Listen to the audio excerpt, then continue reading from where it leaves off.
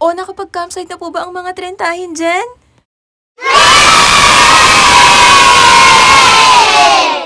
May nakita nga po pala kaming campsite dito sa Montalban. Malawak, malinis, maganda, at overlooking views. At may city lights pa sa gabi.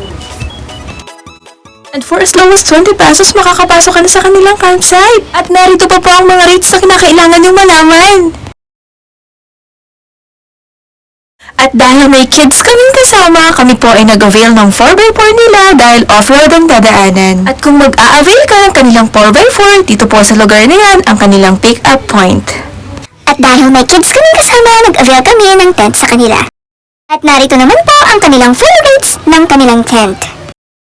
For me, kung may dala kang mga bata, ay mas okay na mag-avail ka ng tent para pagdating doon ay relax-relax na lang tayo.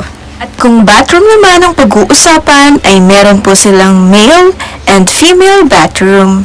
Sa gabi naman ay ganito kaganda ang matatanaw mong tanawin. Pati sariwang hangin, ito talaga namang napakasariwa. At para ma-experience ng mga bata ang talagang pagka-camping, ay nag-bonfire din kami at pinag-iho namin sila ng marshmallow. Pwede nyo rin po palang gamitin ang kanilang ihuan ng walang bayad. Free lang po ito. Pwede rin po palang sumakay ng kabayo kaya lang di namin nasubukan.